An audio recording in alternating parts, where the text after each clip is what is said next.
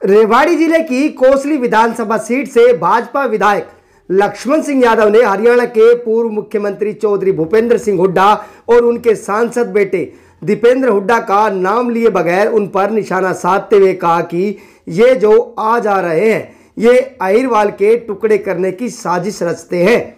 विधायक लक्ष्मण सिंह यादव ने कहा कि चौधरी भूपेंद्र सिंह हुड्डा ने इस क्षेत्र का बहुत बड़ा नुकसान किया है। हमारे हल्के कोसली को रोहतक लोकसभा में मिलाकर पिछलगू बना दिया, जबकि कायदे से इसे महेंद्रगढ़ लोकसभा में मिलाया जाना था।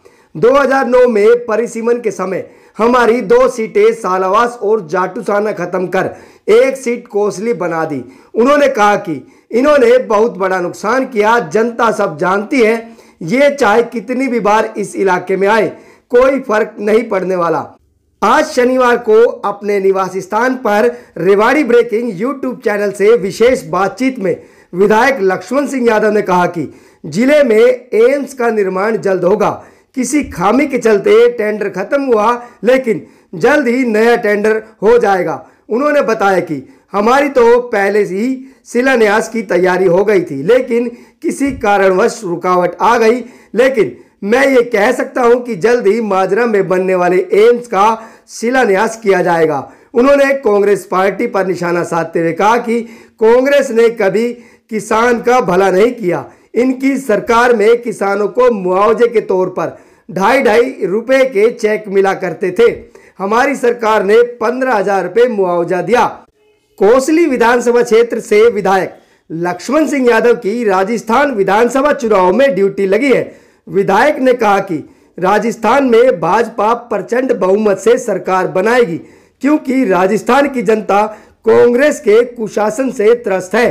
कांग्रेस पार्टी और उनके नेता राहुल गांधी ने किसानों का कर्जा माफ करने की बात कही थी, लेकिन आज तक माफ नहीं हुआ। उल्टा राजस्थान का किसान परेशान है। उन्होंने कहा कि हरियाणा के मुकाबले राजस्थान में महंगाई कई गुना ज़्यादा है। पेट्रोल, डीजल और बिजली काफ़ी ज़्यादा महंगी की गई है।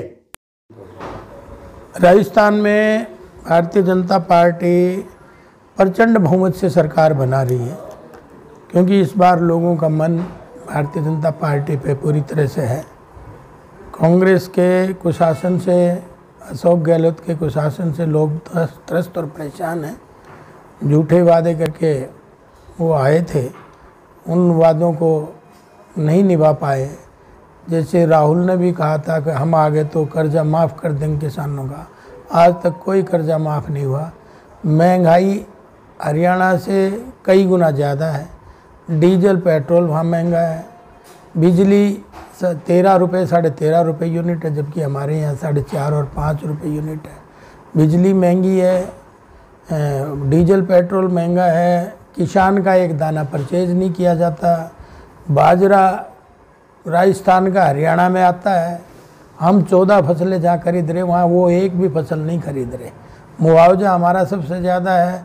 वो झूठ बोल के कांग्रेस आई थी, अब लोग समझ गए, इसलिए भारतीय जनता पार्टी राजस्थान में प्रचंड बहुमत के साथ सरकार बना रही है। परेशान किया जाए, देखिए, कोई किसी को परेशान नहीं करता। ईडी होती इसलिए जिन्होंने 2 नंबर का काम कहीं ना कहीं कर रखा है। जिसके पास पैसा 2 नंबर का डर उसी को तो होगा ना, तो ईडी आओ और जाओ, क्या दिक्कत क्या है।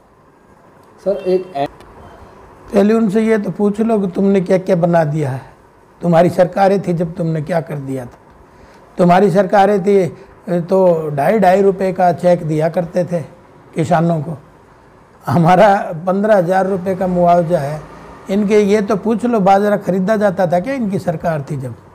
इनसे ये तो पूछ लो कि यूनिवर्सिटी कितने सालों में जाके बनी थी जो आज, और वो भी इतने सालों में बनने के बाद भी आज तक उसका स्वरूप नहीं हो पाया है। और रही इनकी एम्स वाली बात, तो ये क्या बनाएंगे, इनका वो बन गया था क्या सैनिक स्कूल, घोषणा तो इन्होंने ही करी थी, कब आके बना है।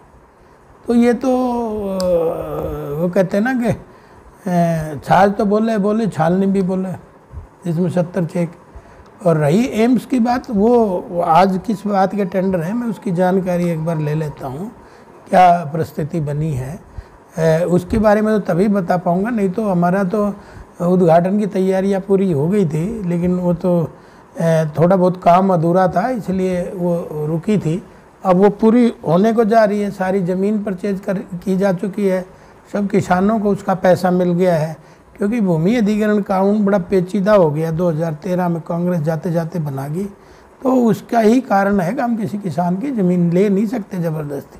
ये तो सेटलमेंट करी है, ये मैं तो सरकार को बधाई देना चाहूँगा। उन्होंने अच्छे से सेटलमेंट, किसानों को भी नुकसान नहीं होने दिया और उनकी ज़मीन भी एम्स के नाम करी है। चुनाव तो निश्चित तौर पे है, चुनाव से पहले होगी। क्या दीपेंद्र हुड्डा और हुड्डा कितने ही आए जाएँ, दीपेंद्र हुड्डा ने तो और भूपेंद्र हुड्डा ने तो इस क्षेत्र का नुकसान किया है। आप ये देखेंगे कि हमें कोसली विधानसभा को रोहतक में मिला के इन्होंने परमानेंट हमें पिछलग्गू बना दिया। अगर हमारी परिश्रमन की अगर वो कानून और कायदा देखा जाए तो उसमें भौगोलिक स्थिति, रोटी बेटी और बोलचाल और मतलब सम स्वभाव के अनुसार हमें महेंद्रगढ़ में भेजना चाहिए था, लेकिन इन्होंने कहा कि ये ताकतवर हो जाएगा ये क्षेत्र, इसलिए इनको पिछलग्गू बनाओ, तो उन्होंने पिछलग्गू बनाया कोसली को। और उसके साथ साथ आपने देखा अगर हमारी पहले सालावास होती थी और हमारी जाटसोना होती थी, उसको तोड़ के एक बनाया। और आपने देखा कि एक बार कनीना भी बंसीलाल ने तोड़ के एक बनाया। तो यहाँ तो जितने भी ये आ रहे हैं ये सिर्फ और सिर्फ अहिरवाल के टुकड़े करने के लिए साजिश रचते हैं, सत्ता का दुरुपयोग करते हैं। मैं देखता हूँ हमारी सरकार है कि हमने आज क्षेत्रवाद ख़त्म करा है, आज हमने भाई भतीजावाद ख़त्म करा है। क्योंकि आपने देखा जब हुड्डा मुख्यमंत्री था तो रोहतक का विकास होता था, भजनलाल होता था तो उस समय हिसार का हुआ, और बंसीलाल होता था तो भिवानी का हुआ।